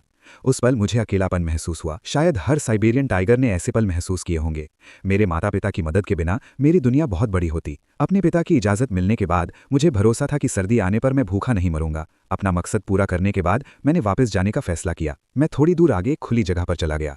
अचानक एक तेंदुए की लाश दिखाई दी। बेचैनी की एक तेज भावना ने मुझे तुरंत मुड़कर दूसरी दिशा में भागने पर मजबूर कर दिया। हालांकि मुझे अपने आसपास का होश नहीं था, फिर भी मैंने अपने मन की सुनी और तेजी से उस ओवरलैपिंग एरिया को पार करते हुए टाइगर मदर के इलाके में घुस गया। जैसे ही मैंने राहत की सांस ली, मेरी रीढ़ की हड्डी में एक ठंडक दौड़ गई। एक भालू बाघ मुझे बेपरवाह नजरों से घूर रहा था। मैंने जबरदस्ती अपने शरीर में होने वाली कांपने की आवाज को रोका। वो भालू बाघ मेरे निशानों पर नजर रख रहा था। मुझ पर डर की एक लहर छा गई। अगर मैं जरा भी धीमा होता तो अब तक मैं एक लाश बन चुका होता। भालू की मौत जैसी बेपरवाही का सामना करते हुए मैं पीछे नहीं हटा, बल्कि उसके सामने खड़ा रहा, उसी नजर से जवाब दिया। मैंने चुपचाप इस खतरे को याद किया और बड़ा होने पर इसका बदला लेने की कसम खाई। लेकिन अचानक मेरे दिल में एक बेचैनी उठी जो अभी अभी शांत हुई थी। फिर जंगल में एक गुस्से वाली चीख गूंजी जो सीधे उस जगह की ओर बढ़ रही थी जहां 2 अनाथ टाइगर के बच्चे टाइगर 1 और टाइगर 2 छिपे हुए थे। धत तेरी की! मैंने चौंक कर सोचा और फिर पूरी तेजी से गुफा की ओर भागा। उस पल गुफा के सामने की जमीन कांपी, मेरा रास्ता रोक दिया, क्योंकि माँ बाघिन अपने रोए खड़े करके खड़ी थी। माँ बाघिन कितना भी दहाड़े, छोटा भाई आगे खड़ा रहा, हिलने से मना कर दिया। मेरी आखिरी सलाह याद करके उस छोटे भाई ने पहली बार अपनी माँ पर दहाड़ा। माँ बाघिन उसकी धीमी दहाड़ से हैरान रह गई। उसे यकीन नहीं हो रहा था कि उसका बच्चा इस तरह बर्ताव करेगा। उसके लिए ये बहुत शर्म की बात थी। अपने बेटे के बार बार रोकने से गुस्सा होकर उसने अपना जोरदार पंजा उठाया और 10 मीटर दूर छोटे भाई को थप्पड़ मार दिया। फिर माँ बाघिन एक एक करके बड़े भाई और छोटे भाइयों के पास पहुंची। हालांकि मैं ठीक समय पर पहुंचा। माँ बाघिन के सामने खड़ा होकर मैंने तुरंत चेतावनी देते हुए दहाड़ा। मैं अपनी माँ से तब तक नहीं लड़ना चाहता था जब तक बहुत जरूरी न हो। हालांकि बाघिन माँ ने मेरी चेतावनी को नजरअंदाज कर दिया और मेरे कंधे पर काटने के लिए अपना मुंह खोल दिया। बाघिन माँ के हमले का सामना करते हुए मैंने विरोध नहीं किया। शायद खून की गंध से उत्तेजित होकर बाघिन माँ का शुरू का गुस्से वाला भाव धीरे धीरे नरम पड़ गया। आखिर बाघ भी अपने बच्चों को नहीं खाते। वो अब भी अपने परिवार के आखिरी निशान को संभाल कर रखती थी, लेकिन उसे समझ नहीं आ रहा था कि उसका बेटा घुसपैठियों के बच्चों की मदद क्यों करेगा। बाघिन माँ के हाव भाव बदलते रहे और आखिरकार उसने कोई फैसला कर लिया। उसने आखिरी विदाई के तौर पर जोर से बाघिन की दहाड़ लगाई, फिर बिना पीछे देखे चली गई। छोटे बाघ को एहसास हुआ कि क्या हो रहा है और वो बाघिन माँ के पीछे भागा, लेकिन उसने उसे फिर से लात मारकर भगा दिया। ये सीन देखकर मुझे बहुत बुरा लगा। मुझे और मेरे भाई को हमारी माँ ने बेरहमी से भगा दिया था। हालांकि मैंने सोचा था कि एक दिन मेरे माता पिता मुझे भगा देंगे, लेकिन मुझे उम्मीद नहीं थी कि ये इतनी जल्दी हो जाएगा। लेकिन भविष्य के प्लान के लिए मुझे 2 बच्चों टाइगर बिग और टाइगर लिटिल की रक्षा करनी थी। अगर वो इस सर्दी में जिंदा रह गए तो मैं इस जंगल का भविष्य का पक्का राजा बनूंगा। वो अब यहाँ और नहीं रह सकते थे। हमें जल्द से जल्द एक सुरक्षित जगह ढूंढनी थी जो हमारे माता पिता के इलाके के पास हो, लेकिन दूसरे नर बाघ के इलाके से अलग भी हो। मुझे तीनों शावकों को एक टेम्पररी शेल्टर तक पहुंचाने में 2 घंटे लगे। ये पानी के स्रोत के पास था और एक नेचुरल चट्टान भी, शायद इसलिए कि वो अभी तक एडजस्ट नहीं हुआ था। टाइगर लिटिल अभी भी कंफ्यूज लग रहा था, लेकिन मैं उसे दिलासा देने के लिए और आगे नहीं गया। हर साइबेरियन टाइगर का अपना रास्ता होता है, लेकिन मैं चाहता था कि मेरे छोटे भाई की जिंदगी अलग तरह की हो। अब मुझे 3 शावक पालने हैं और मुझे ये पक्का करना है कि वो हर दिन एक ठीक-ठाक वजन का शिकार करे। बाकी 3 शावकों को शिकार की टेक्निक सिखाने की जिम्मेदारी भी मुझ पर आती है। थोड़ी देर आराम करने के बाद मैं तीनों शावकों के साथ निकल पड़ा, लेकिन जैसे ही हम माँ टाइगर के इलाके के किनारे पहुंचे, जंगल से अचानक शोर मच गया। मैंने तीनों छोटे शावकों को घास में छिपने के लिए कहा और जल्द ही ग्रे भेड़ियों का एक झुंड आ गया, जिनमें लगभग 20 बड़े और छोटे थे। हालांकि वे बड़े नहीं थे, लेकिन उनकी संख्या काफी थी। हमें नहीं पता था कि वे कहाँ जा रहे हैं, लेकिन बच्चों की सुरक्षा के लिए हमने इंतजार करने का फैसला किया। हालांकि प्लान हमेशा उम्मीद के मुताबिक नहीं होते। 2 या 3 भेड़िए अनजाने में हमारे छिपने की जगह की ओर बढ़ रहे थे। शायद झुंड वहां आराम करने का प्लान बना रहा था। शिकारी होने के नाते वे स्वाभाविक रूप से किसी भी संभावित घात लगाने वाली जगहों को देखना चाहते थे। मैंने बच्चों को जितना हो सके शांत रहने का इशारा किया। चारों ओर देखते हुए मेरे मन में एक इमरजेंसी प्लान था। अगर हमें पकड़ लिया जाता तो बच्चे चढ़ने के लिए एक ऊंचा पेड़ ढूंढ सकते थे। पीछे से कोई खतरा नहीं होगा। 1 दर्जन बड़े ग्रे भेड़ियों का सामना करने पर भी मुझे डर नहीं लगा। कई भेड़िए आगे बढ़े। कुछ कदम चलने के बाद वे अचानक रुक गए, जैसे उन्हें कोई ऐसी खुशबू आ गई हो जिससे वे डर गए हों। उनके हाथ पैर बेकाबू होकर कांपने लगे। ये देखकर मुझे पता था कि मैं अब और नहीं छिप सकता। इससे पहले कि ग्रे भेड़िए अपने साथियों को चेतावनी देने के लिए दहाड़ते, मैंने पहला हमला किया। चूंकि मुझे पकड़ लिया गया था, एक साइबेरियन टाइगर होने के नाते मुझे पहल करनी थी। ग्रे भेड़ियों ने तुरंत कई बार दहाड़े मारी, फिर जल्दी से खुद को बचाने के लिए इकट्ठा हो गए। अपनी संख्या का फायदा उठाकर वे बार बार चेतावनी देते रहे, मुझे डराकर भगाने की कोशिश करते रहे। एक जोरदार गहरी टाइगर दहाड़ सुनाई दी और अल्फा वुल्फ के अलावा जो काफी शांत रहा, बाकी ग्रे भेड़िए घबरा गए। अल्फा वुल्फ ने अपने दांत दिखाते हुए पीछे हटने का कोई इरादा नहीं दिखाया। बदकिस्मती से उसने कभी सोचा भी नहीं था कि मैं एक साइबेरियन टाइगर हूं जिसमें इंसानी आत्मा है, जिसका कोई अंदाजा नहीं लगाया जा सकता। मैं झुंड में घुस गया, अपने पंजे के एक ही वार से अल्फा पर हमला कर दिया, जिससे वो उड़ गया। मैं रुक गया क्योंकि मैं भूरे भेड़ियों के झुंड से घिरा नहीं रहना चाहता था। ये देखकर भेड़ियों की हिम्मत नहीं हुई और वे और देर तक नहीं रुक सके। अपनी पूंछ पैरों के बीच दबाकर चारों तरफ भाग गए। पेड़ पर इंतजार कर रहे 3 छोटे भेड़िए तने से नीचे उतर आए। उनके लिए मैं एक बड़े साइबेरियन टाइगर से भी ज्यादा खतरनाक था। उनकी आंखें तारीफ से भरी थीं। मैंने धीरे से गुर्राया। मेरी नज़र जिस तरफ भूरे भेड़ियों का झुंड गया था, वहां जाते हुए मेरे अंदर अजीब तरह से एक मुश्किल का एहसास हुआ। इस नरक जैसी जगह पर आने के बाद से मैंने अपने आसपास शिकारियों और शिकार की बहुत ज्यादा मौजूदगी देखी थी। मैंने पहल करने का फैसला किया। अपने माता पिता की नकल करते हुए इस छोटे से इलाके में गश्त की और उन छोटे और मीडियम साइज के शिकारियों को भगाया जो खाने के लिए मुझसे मुकाबला कर रहे थे। मैं अपनी गुफा में वापस आया, थोड़ी देर के लिए लेट गया और अपनी एनर्जी फिर से भर ली। इस इलाके को देखते हुए जो अभी मेरा नहीं था, मेरे अंदर अभी भी कुछ करने की चाहत की लहर उठ रही थी। इस पल से मैं मरे हुए आदमी के तौर पर अपने आगे के रास्ते की नींव रखना शुरू करूंगा, जिसकी शुरुआत अपने छोटे से परिवार से होगी। अपने साथियों के साथ मैंने ऑफिशियली अपनी पेट्रोलिंग शुरू कर दी। हालांकि मेरा डर एक बड़े साइबेरियन टाइगर जितना नहीं था, आज मैंने उन हेड हंटर्स को भगाने और अपनी टाइगर जैसी ताकत दिखाने का पक्का इरादा कर लिया था। ऐसा करने से मेरे मम्मी पापा नाराज हो सकते हैं, लेकिन मुझे ज्यादा परवाह नहीं थी। आखिर इस सर्दी के बाद इस इलाके में मेरे लिए कोई जगह नहीं होगी। आज फिर से इलाके में पेट्रोलिंग करते हुए मुझे एक ऐसा अनुभव हुआ जो मुझे पहले कभी नहीं हुआ था। शायद मेरी टाइगर की दहाड़ बहुत तेज थी, क्योंकि इससे आखिरकार मेरे मम्मी पापा चौंक गए, जो दूर मेरे पापा के इलाके में अपने हनीमून पर थे। मेरे पापा समझ गए कि मैं क्या कर रहा हूं और अपनी नाराजगी निकालने के लिए टाइगर की दहाड़ लगाई। मैंने टाइगर डैड की चेतावनी को दिल पर ले लिया। आखिर मैं उनका बेटा हूं और जब तक मैं कुछ ऐसा नहीं करूंगा जो लाइन पार करे, वे मेरे साथ कुछ नहीं करेंगे। इसके अलावा टाइगर डैड अभी अपने हनीमून पर हैं और उनके पास इन चीजों के लिए टाइम नहीं है। अभी उनके लिए बच्चे पैदा करना सबसे जरूरी चीज है। जब टाइगर डैड ने चेतावनी के तौर पर दहाड़ लगाई तो मेरा भी मन किया कि मैं वापस जाऊं। उस पल मुझे समझ आया कि साइबेरियन टाइगर बड़े बच्चों के साथ घोंसला क्यों बनाते हैं। सच में बागी बच्चे। हालांकि मैं लगभग एक बड़े टाइगर के साइज का हूं, लेकिन हमेशा कुछ जानवर ऐसे होते हैं जो डरते नहीं हैं। पास ही एक छोटी पहाड़ी पर 2 तेंदुए एक साथ बैठे थे, दूर से मुझे पेट्रोलिंग करते हुए देख रहे थे। थोड़ी देर उन्हें ध्यान से देखने के बाद मैंने अपने सामने वाले दोनों तेंदुओं को तुरंत पहचान लिया। पहले जब टाइगर डैड मुझे और मेरे छोटे भाई को इलाके में पेट्रोलिंग पर लेकर गए थे तो उन्होंने एक तेंदुए को मार डाला था। ये तेंदुआ हमारे सामने वाले भाइयों में से एक था। शायद पहाड़ों की मुश्किलों की वजह से उनका ऑरा बहुत ज्यादा कंट्रोल में आ गया था, या शायद टाइगर डैड की मौजूदगी से डरकर उन्होंने तुरंत मुझ पर हमला नहीं किया। हालांकि मैंने अपने परिवार के लिए उनकी नफरत को कम करके आका था। जैसे ही अंधेरा हुआ, मैं अपने 3 छोटे भाइयों को गुफा में वापस ले गया। 2 तेंदुए धीरे धीरे जंगल से निकले और मेरा रास्ता रोक लिया। मुझे नहीं पता कि इन 2 बचे हुए लोगों में मेरे बाघ की ताकत को चुनौती देने की हिम्मत कहां से आई। मैं इस उकसावे का फायदा उठाकर उन्हें एक मिसाल बनाऊंगा। बचे हुए दोनों तेंदुए मुझे पहचान गए। आखिरकार उनके बाघ पिता ने उनके भाइयों को मारा था, इसलिए उनके लिए मुझसे यानी उनके बच्चे से बदला लेना तो बनता ही था। मैंने अपने बाघ भाइयों को पीछे से बचाया और दूर खड़े 2 तेंदुओं पर ऐसे दहाड़ा जैसे कोई राजा किसी चुनौती का इंतजार कर रहा हो। हालांकि मैं आम बाघ के बच्चे से बहुत बड़ा था, फिर भी तेंदुए भाइयों ने मुझे गंभीरता से नहीं लिया। वे मेरे दोनों ओर एक साथ खड़े थे। लड़ाई होने वाली थी। आसपास के जंगल में कई बचे हुए देख रहे थे।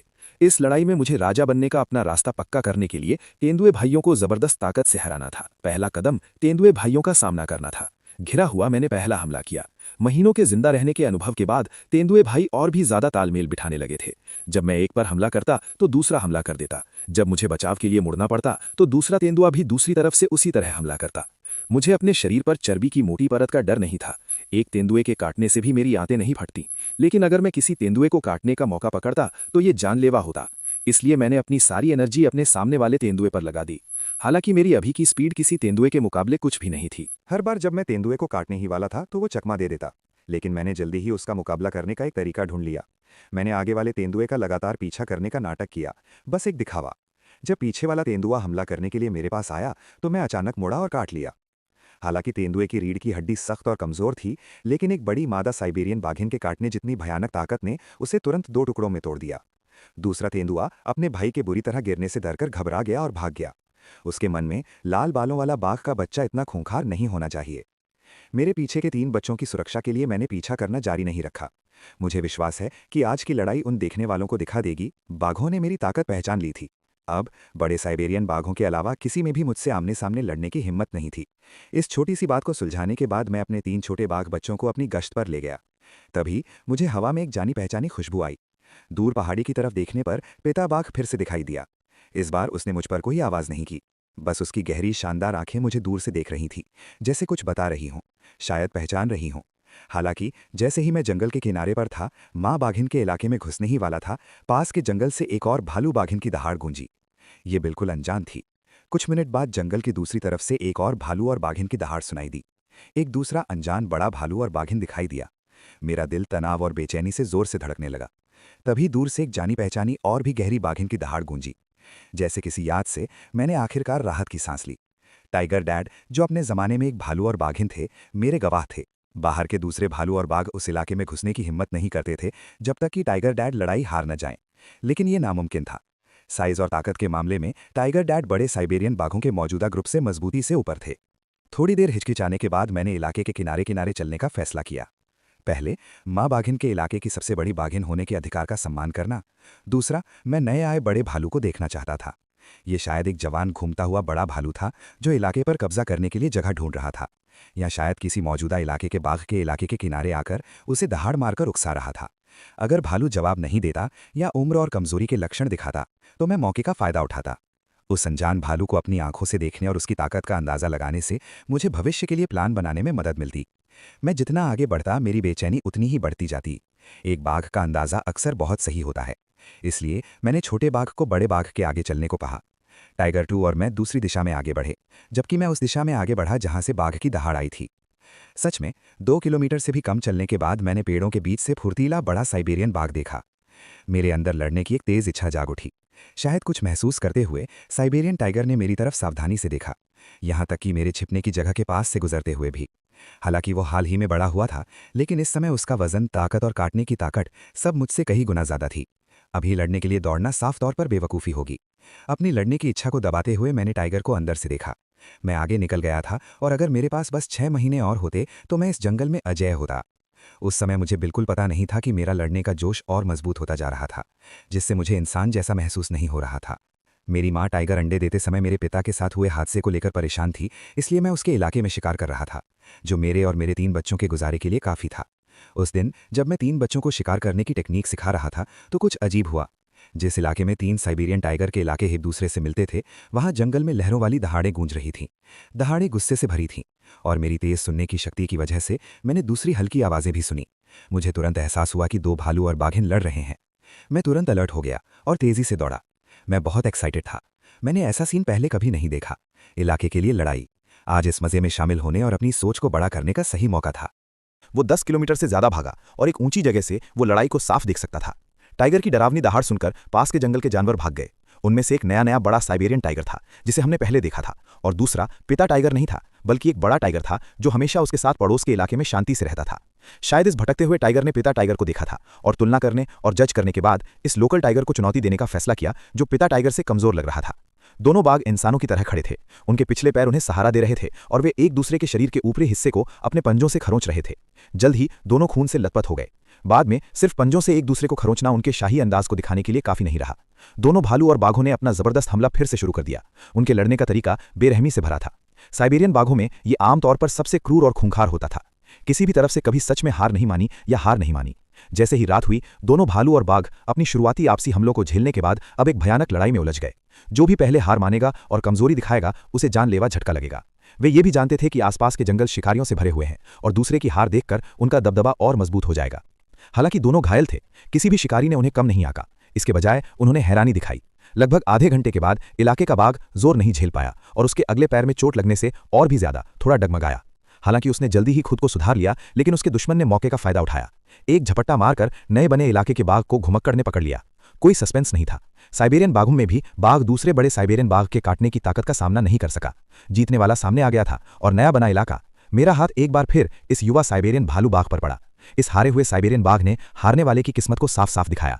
इसलिए मैं चुपचाप लेटा रहा, ताकत जमा करता रहा। तब तक इंतजार करता रहा जब तक मैं राजा बनने के अपने रास्ते पर चलने के लिए काफी मजबूत ना हो जाऊं, अलग अलग इलाकों को चुनौती दूं और राजाओं का राजा बन जाऊं। मैं अपने पिता से भी ज्यादा मजबूत बनना चाहता हूं, बड़े जंगल पर राज करना चाहता हूं, इंसानों से सीखकर साइबेरियन बाघों का राजा बनना चाहता हूं, उन्हें एक एक करके हराना चाहता हूं, उन्हें इलाके देना चाहता हूं और उनसे अपने हुक्म मनवाना चाहता हूं। जैसे जैसे तीनों बच्चे बड़े होते हैं, उनकी भूख काफी बढ़ जाती है और मुझ पर शिकार करने का दबाव बढ़ता जा रहा है। हम चारों की जरूरतों को पूरा करने के लिए मुझे जल्दी से अपना इलाका बनाना होगा। अपनी मां का इलाका छोड़ने के बाद मैं ज्यादा सावधान हो गया, क्योंकि मेरे पिता के अलावा इस इलाके में 2 और अनजान भालू बाघ हैं। उनसे मिलना पक्का जानलेवा होगा। और किस्मत में लिखा था, जैसे ही मुझे कुछ देर के लिए आराम करने की जगह मिली, पीछे जंगल से एक बड़े भालू बाघ के कदमों की आवाज आई। मुझे हैरानी हुई कि क्या ये बड़ा भालू बाघ वही है जिसे मेरे पिता ने पहले अंधा कर दिया था। मुझे लगा कि अंधे बाघ के कुछ और ही इरादे हैं। मैं तुरंत एक ऊंची जगह पर कूद गया और बाघ के इलाके की तरफ देखा। पक्का ये अंधा बाघ ही था, लेकिन उसका बर्ताव अजीब था। वो अपने मुंह में एक भालू बाघ का सिर लिए हुए था जो अभी तक सड़ा नहीं था, और वो पिता बाघ और नए इलाके वाले बाघ के इलाके के किनारे की तरफ बढ़ रहा था। मुझे न सिर्फ तसल्ली हुई बल्कि चिंता भी हुई। डर था कि मेरा पिछला अंदाजा धीरे धीरे सच हो रहा है। अगर ये भालू बाघ का सिर पिता बाघ के इलाके में आ गया तो नतीजे सोच से भी परे होंगे। उस पल मेरे मन में एक डरावना ख्याल आया। क्या ऐसा हो सकता है कि अंधा बाघ जानबूझकर ये परेशानी खड़ी कर रहा हो ताकि पिता बाघ और युवा भालू बाघ के बीच झगड़ा हो? भले ही पड़ोस का युवा भालू बाघ पिता बाघ को ना हरा पाए, फिर भी वो अपने युवा शरीर से उसे कुछ चोटें तो पहुंचा ही सकता था, और फिर अंधा बाघ उस पर हमला करने का मौका ढूंढ लेगा। इस अंदाजे से मेरे रोंगटे खड़े हो गए। मैंने अपनी पिछली जिंदगी में जानवरों पर बनी बहुत सारी डॉक्यूमेंट्री देखी थी। मुझे यकीन नहीं हो रहा था कि एक साइबेरियन बाघ दूसरे बाघ को अपना शिकार बनाने की साजिश कर सकता है। अपने शक को पक्का करने के लिए मैंने चुपके से दूर से अंधे बाघ का पीछा किया। मैं बेबस होकर देखता रहा जब अंधा बाघ पिता बाघ के इलाके में घुसा। करीब 10 मिनट बाद वो बाहर नहीं निकला। भालू बाघ का सिर गायब था और शायद वो पिता बाघ के इलाके में जंगल में कहीं था। मैं सोच सकता था कि अगर गश्ती कर रहे पिता बाघ को यह पता चल गया तो आसपास के इलाकों के 2 बाघों के बीच झगड़ा जरूर शुरू हो जाएगा। लेकिन मैं सीधे पिता टाइगर को नहीं बता सकता था कि अंधा टाइगर जिम्मेदार है। मैं उसके खिलाफ साजिश करते हुए नहीं देख सकता था। हालांकि जैसे ही मैं पिता टाइगर के इलाके में घुसने वाला था, एक गुस्सैल वाली टाइगर की आवाज सुनाई दी। धत तेरी की! वो आवाज साफ तौर पर टाइगर के पिता की थी। मैंने स्पीड बढ़ाई और पूरी स्पीड से भागा। हमें टाइगर डैड को पास के इलाके में जाने से रोकना होगा। उसे बिल्कुल भी तमीज नहीं है। इस गार्ड के साथ हमारे इलाके में घुसना ये एक हमला है। टाइगर किंग की शान को तोड़ा नहीं जा सकता। उन गुस्से भरी दहाड़ों से पता चल रहा था कि टाइगर डैड कितने गुस्से में थे। अगर मैं अभी जल्दबाजी में उनके पास गया तो मैं उनका पहला निशाना बन सकता हूं। आखिर हमारे बाप बेटे का रिश्ता पहले जैसा करीबी नहीं रहा। हमें टाइगर डैड और उस जवान भालू बाघ के बीच सीधी टक्कर से बचने की कोशिश करनी चाहिए। लेकिन इससे भी ज्यादा मुझे उस अंधे बाघ की चालाकी और होशियारी ने हैरान किया। ये एक साइबेरियन बाघ के बस की बात नहीं थी। क्या ऐसा हो सकता है कि दूसरे बाघ में भी मेरी तरह इंसानी रूह हो? इस समय टाइगर डैड एक बारूद के ढेर की तरह थे, जिसका फ्यूज अंधा बाघ था और आग पास के इलाके का जवान भालू बाघ था। टाइगर डैड पास के इलाके के किनारे की ओर खतरनाक तरीके से चले। वो गुस्से से भरे हुए थे। छोटा भालू बाघ अपने जंगल में गश्त कर रहा था, अपनी जगह बताने और घुसपैठियों को रोकने के लिए पेड़ों पर अपना यूरिन स्प्रे कर रहा था। लेकिन अगले ही पल एक डरावने बाघ की दहाड़ उसके इलाके में गूंज उठी। नया मालिक तुरंत अपना एक्साइटमेंट भूल गया। एक भालू बाघ उसके दरवाजे पर दस्तक देने आया था और खुलेआम दहाड़ मारकर उसे बुला रहा था। वो जिसने अभी अभी एक भालू बाघ को हराया था, ये कैसे बर्दाश्त कर सकता था? बाघ पिता को लगातार दूसरे के इलाके में आते देख मैं बेचैन हो गया। मैं अब और इंतजार नहीं कर सकता था। जब बाघ पिता छोटे भालू बाघ के इलाके में घुसा तो मैंने बाकी सब बातों को नजरअंदाज करके पास के जंगल से बाघ की दहाड़ लगाई, जो माँ बाघ की दहाड़ की नकल थी। ऐसा लगा कि बाघ पिता ने दूर से ही इसे सुन लिया और दहाड़ से जवाब दिया। बाघ पिता को वहीं रुका हुआ देखकर मैंने राहत की सांस ली। मुश्किल मौकों पर बाघिन की तरफ से अच्छा कहना ही सबसे अच्छा हथियार था। बाघ पिता जो हैरान था, उसने देखा कि ये मैं ही हूं और उसकी शांत भावनाएं फिर से हिंसक हो गईं। लेकिन अचानक जब मैं बाघ पिता के पास दौड़ा, जैसे ही मुझे याद आने वाला था कि मैंने क्या देखा था, मैं बाघ पिता के अचानक थप्पड़ से चौंक गया। फिर एक बिना छुपे चेतावनी देने वाली बाघ की दहाड़ मेरी ओर आई। बाघ पिता गुस्से में था। मुझे लगता है कि यह बाघ माँ की दहाड़ की नकल करने की वजह से था कि मैं आगे बढ़ा और वापस दहाड़ कर बाघ पिता को आगे आने वाले खतरे का इशारा किया। लेकिन जैसे ही मैंने बोलना खत्म किया, सामने वाले जंगल की गहराई में माहौल तुरंत तनावपूर्ण हो गया। हालांकि मेरे और बाघ पिता के बीच कुछ दूरी थी, लेकिन ये एक पारिवारिक मामला था। जैसे ही युवा भालू बाघ पास आया, बाघ पिता ने फिर भी बिना किसी हिचकिचाहट के मुझे अपने पीछे छिपा लिया। दोनों भालू बाघ एक दूसरे को घूर रहे थे। उनकी पीली आंखों की खतरनाक रोशनी और तेज होती जा रही थी। मेरी नज़र जंगल में घूम रही थी। मेरा अंदर का एहसास मुझे बता रहा था कि अंधा बाघ, जो इस योजना का मास्टरमाइंड है, किसी कोने से देख रहा है। कुछ सेकंड बाद दोनों भालू बाघ एक साथ एक दूसरे की तरफ तेजी से बढ़े। बाघ पिता, जो लड़ाई के मैदान का अनुभवी था, जैसा कि उम्मीद थी, उसने अपने कमजोर पंजे से एकदम सही दूरी से थप्पड़ मारा। ठीक उसी समय जब छोटा भालू बाघ उस पर झपटा, छोटे भालू बाघ ने पूरी थप्पड़ की ताकत झेली। उसकी आंखों में डर और बेचैनी की एक चमक थी। उसने अपना थोड़ा चक्करदार सिर हिलाया, अपनी पोजीशन ठीक की और एक बार फिर नए जोश के साथ बाघ पिता पर हमला किया। लेकिन पहली बार की तरह बाघ पिता ने अपने अनुभव का फायदा उठाते हुए उसे फिर से थप्पड़ मारा। बाघ पिता की छोटे भालू बाघ के साथ नजदीकी ने उसे बहुत बेइज्जती महसूस कराई। उसके दोनों हमलों का एक दूसरे ने बिल्कुल भी ध्यान नहीं दिया। उसके चेहरे पर एक थप्पड़ पड़ा जिससे उसे बहुत दर्द हुआ। छोटा भालू बाघ अब और बर्दाश्त नहीं कर सका, खतरनाक और गुस्से में दहाड़ने लगा। वो थोड़ी दूर आगे पीछे टहल रहा था। ऐसा लग रहा था कि वो हमला करने के लिए सबसे अच्छा एंगल और मौका ढूंढ रहा है। तभी मैंने 2 किलोमीटर दूर एक चट्टान पर अंधे बाघ की आकृति देखी जो चुपचाप सब कुछ देख रहा था। उसने देखा कि बाघ पिता और छोटे भालू बाघ की आंखें मिल गईं। वो बीच बचाव करना चाहता था, लेकिन उसे चिंता थी कि कहीं मामला और बिगड़ न जाए। बाघ पिता भी पीछे नहीं हट रहा था। वो हमला करने का मौका ढूंढ रहा था। उसका लड़ाई का अनुभव छोटे भालू बाघ से कहीं ज्यादा था, जो अभी नौसिखिया था। बाघ पिता आगे बढ़ा और छोटे बाघ पर झपटने का मौका पकड़ा। उसकी उछलती हुई आकृति एक काले बादल की तरह थी, जिसने तुरंत छोटे बाघ के सिर को ढक लिया। जब बाघ पिता ने उसे नीचे दबाया, उसके जबड़े में कसकर बंद थे। तभी छोटे बाघ को बाघ पिता का असली डर महसूस हुआ। उसकी आंखों में डर उसी पर लगभग सच हो गया था। पीछे मुड़कर देखता हूं तो अगर वो आज अपनी जान बचाकर भाग पाता तो शायद जिंदगी भर अपने पिता के इलाके में कभी कदम नहीं रखता। थोड़ी देर की लड़ाई के बाद पिता बाघ के दांत युवा बाघ के शरीर से निकल गए और फिर उसने दूसरे के कान की तरफ एक जोरदार दहाड़ मारी। डराने का सबसे जबरदस्त तरीका। पिता बाघ ने भी हारने वाले को नहीं मारा। ऐसा लग रहा था कि ये मर्दों की लड़ाई में एक बिना कहे समझौता था। ग्लेव वाला बाघ बहुत पहले गायब हो गया था, लेकिन मुझे नहीं पता था कि जैसे ही पिता बाघ और मैं वहां से गए, वो चुपचाप फिर से आ गया। जमीन पर बचे हुए बाघ के खून को चाट रहा था। उसने इलाके का जायजा लिया और पाया कि जमीन पर बिखरा खून युवा बाघ का था। उसकी आमतौर पर शांत आंखों में नफरत की एक झलक दिखाई दी। उसने उस फर को सूंघा जो पिता बाघ ने अपने इलाके में छोड़ा था, और उसकी बची हुई आंख में नजर और ज्यादा ठंडी होती गई। 3 महीने तेजी से बीत गए। इस दौरान छोटा बाघ कभी कभी अपने इलाके के किनारे पर आता और जल्दी से अपने पेशाब से उसे मार्क करता। ये छोटा भालू बाघ अभी भी चुपके से अपने इलाके के किनारे पर आता है और अपना पेशाब स्प्रे करता है। अब उसकी गंध काफी तेज है, जो अजीब है। अगर भालू बाघ अब अपने इलाके को पेशाब से मार्क नहीं करता है तो सिर्फ एक ही संभावना है। अचानक इस विचार ने मुझे चौंका दिया, खासकर ये देखते हुए कि पहले एक आंख वाले बाघ ने क्या किया था, जिससे मेरी बेचैनी और बढ़ गई थी। इस खोज के बाद मैं सावधानी से इलाके में और अंदर गया। कई दर्जन किलोमीटर के दायरे में मैंने 2 या 3 अलग अलग जगहों को सूंघा जहां इलाके के निशान होने चाहिए थे, लेकिन वे सभी गायब हो गए थे। जरूर कुछ अनजान हुआ होगा, इसलिए मैंने छोटे बाघ के इलाके के बीच की जांच करने का फैसला किया। हालांकि मैंने जो देखा उसने मेरी समझ को चकनाचूर कर दिया। जैसे ही मैं छोटे बाघ की मांद के पास पहुंचा, मैंने रास्ते में कई जानवरों की लाशें देखीं। हालांकि साइबेरियन बाघ के इलाके में जानवरों की लाशें कोई अजीब बात नहीं थी, लेकिन उनकी इतनी ज्यादा संख्या देखकर मेरे रोंगटे खड़े हो गए। ये सभी जानवरों का कत्लेआम था, बिना सोचे समझे। मैं जल्दी से एक ऊंची चट्टान पर चढ़ा और आसपास देखा। 1-2 किलोमीटर के अंदर सैकड़ों जानवरों की लाशें थीं। हर लाश को ध्यान से देखने पर मुझे पता चला कि ज्यादातर जानवरों को गले पर एक ही बार में जानलेवा काटने से मारा गया था। जंगली सुअर जैसे मीडियम से बड़े जानवरों की भी सर्वाइकल वर्टिब्रा टूट गई थी। सबसे डरावनी बात यह थी कि इन जानवरों के शरीर खोखले लग रहे थे, सिर्फ फर और हड्डियां बची थीं। अभी के मौसम और जानवरों की लाशों के सड़ने की हालत को देखते हुए इन जानवरों को पिछले 2 हफ्ते के अंदर मारा गया होगा। लेकिन मुझे सबसे ज्यादा डर इस बात का है कि इतनी बड़ी घटना हुई और न सिर्फ मुझे, जो इलाके के किनारे पर रहता था, कुछ गड़बड़ नहीं लगी, बल्कि मेरे अनुभवी माता पिता भी कुछ अजीब नहीं देख पाए। अपनी जांच पड़ताल में मुझे बहुत ज्यादा प्रेशर महसूस हुआ। आसपास के पहाड़ और जंगल एक बहुत बड़े जानवर की तरह थे। इस इलाके को देखते हुए माहौल बहुत शांत था। जंगल के पक्षी भी यहाँ रुकना नहीं चाहते थे। बहुत ज्यादा साइकोलॉजिकल प्रेशर में मैं धीरे धीरे टाइगर की मांद के पास पहुंचा। मांद से 2 या 300 मीटर के अंदर मुझे हवा में एक अजीब सी महक आई। एक जवान टाइगर की जानी पहचानी महक थी, दूसरे टाइगर की एक अजीब महक थी और खून की बहुत तेज तीखी महक थी। मैं आगे अंधेरे में चला गया, जहां एक हल्की रोशनी दिखाई दी। मैंने बाघ की मांद का सीन साफ देखा। एक मनमोहक फूल जिसके सिरे पर से खून की बहुत ज्यादा बदबू आ रही थी। एक छोटा सा लाल फल बहुत ही मनमोहक खुशबू दे रहा था। फिर भी यही मुझे असली डर लगा। यहीं पर इस पौधे ने जड़ें जमाई थीं।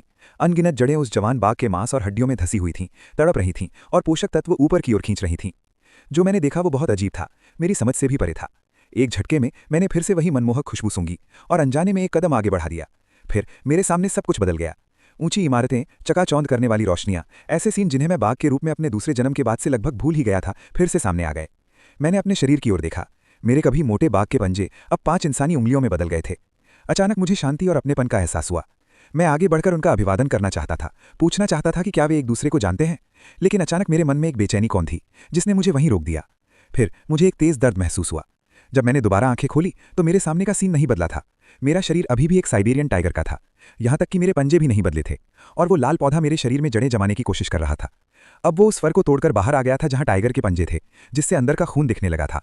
ऊपर देखने पर मैंने देखा कि वो छोटा जीव जो टाइगर की मांद के सामने कोने में हल्का दर्द कर रहा था, अब एक भयानक लाश बन गया था, बिल्कुल गुफा के बाहर के जानवरों की तरह।